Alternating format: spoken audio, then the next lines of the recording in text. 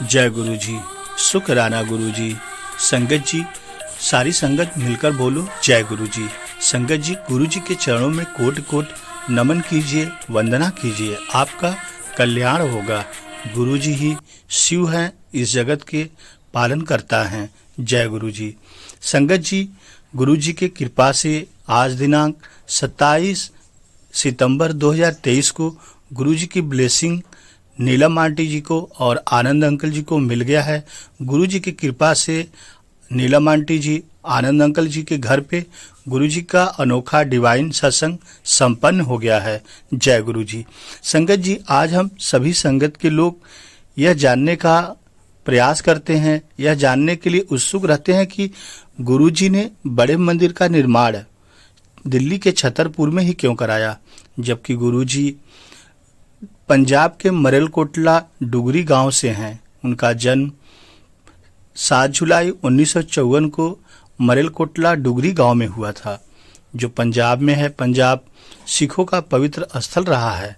संगत जी, आज हम लोग यह जानने का बहुत प्रयास करते हैं कि आखिर गुरु जी ने छतरपुर में ही बड़े मंदिर का निर्माण क्यों कराया, जबकि गुरु जी भारत के कई जिलों में, राज्यों में, अलग अलग जगहों पे अपना दर्शन आशीर्वाद देने जाते थे।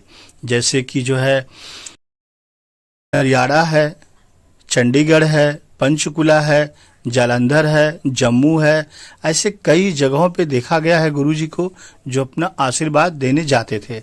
लेकिन बड़े मंदिर का निर्माण गुरु जी ने छतरपुर में क्यों कराया, आइए संगत जी सभी लोग जानते हैं, क्योंकि बड़ी उत्सुकता होती है कि गुरु जी ने बड़े मंदिर का निर्माण वहाँ क्यों कराया, क्या है वहाँ पे ऐसी खासियत।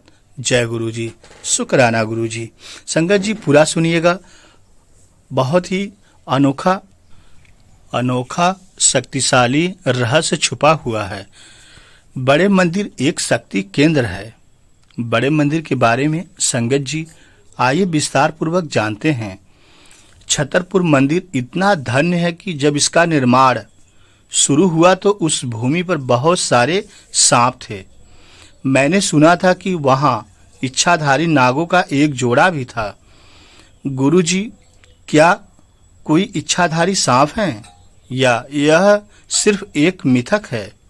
हाँ, वे मौजूद हैं। छतरपुर मंदिर की भूमि पर एक जोड़ा था, लेकिन अब वे चले गए हैं। गुरुजी ने कहा, ऐसा आपने छतरपुर में मंदिर बनाने का निर्णय क्यों लिया? गुरुजी से पूछा गया, क्या इसके पीछे कोई कारण है? मैं यह जानने को उत्सुक था कि क्या उस भूमि का कोई महत्व है। संगत जी, गुरुजी ने उत्तर दिया, यह है अच्छी बात है। एथे बड़े महापुरुष ने भक्ति कीती हुई है। एथे दी वाइब्रेशंस बड़ी हाई है। संगत जी, गुरु जी कह रहे थे कि यह जगत बहुत ही अच्छी है और यहाँ पे कई बड़े बड़े महापुरुषों ने भक्ति की हुई है, इसलिए इस जगह पर वाइब्रेशन बहुत ज्यादा है। आगे गुरु जी कहने लगे, यह भूमि बहुत पवित्र है। कई ऋषियों ने और कई संतों ने कई वर्षों तक भूमि के इस टुकड़े पर ध्यान किया है, तपस्या किया है। इससे उस उच्च कंपन की व्याख्या हुई जिसे हम में से कई लोगों ने अंदर पैर रखते ही महसूस भी किया है। संगत जी, आसपास के क्षेत्र गर्मी के कारण बंजर हो जाते थे, ऐसा देखा गया है। लेकिन संगत जी, मंदिर का मैदान हमेशा हरा भरा रहता है। सभी पौधे साल भर उगाए जा सकते हैं और उगे भी रहते हैं।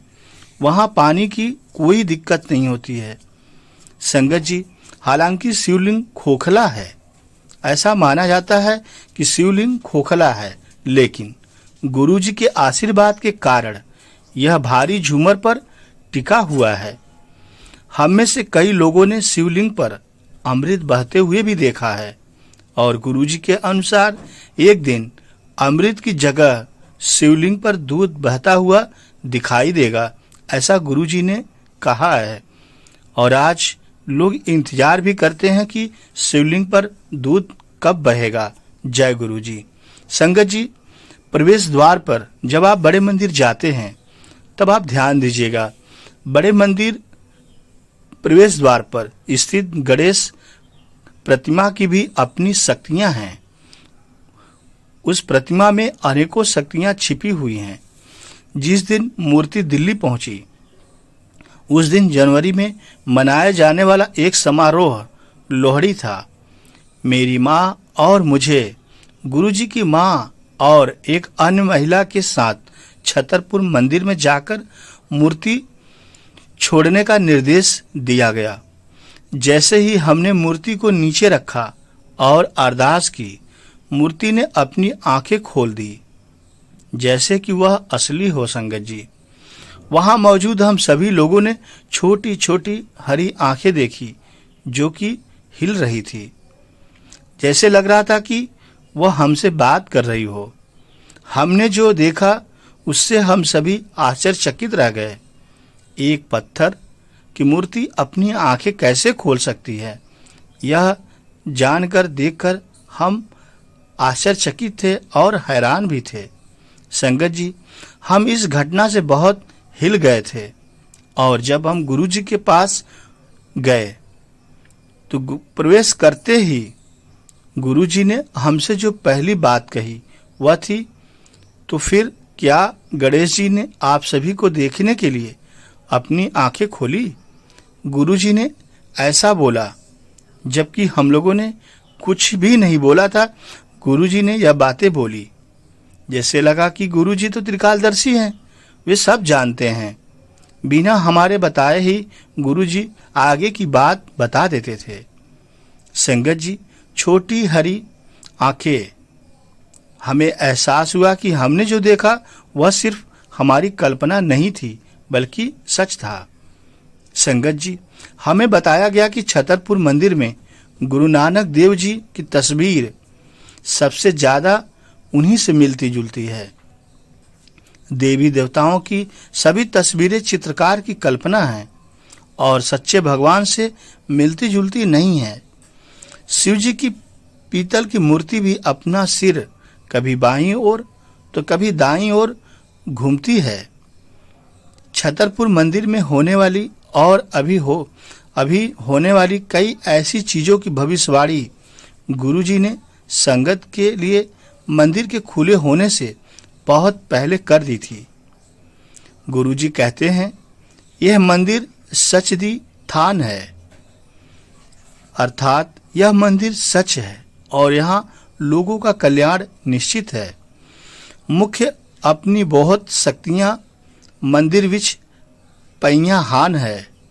जिन वेरी इस मंदिर विच आओगे तुम्हारे बुरे कर्म कट जाएंगे।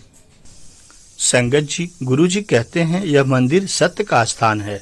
गुरुजी ने इस स्थान पर बहुत सारी शक्तियां लगा दी हैं।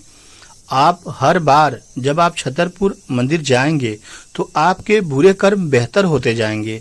और गुरुजी कहते हैं मंदिर पर अगर एक बार मत्था टेक लेते हो आके तो भी कल्याण निश्चित है, और यदि मंदिर के आसपास से गुजर जाते हो तो भी कल्याण निश्चित है। गुरुजी ने मंदिर में बहुत शक्तियां समाहित की हैं। जय गुरुजी, शुक्राना गुरुजी।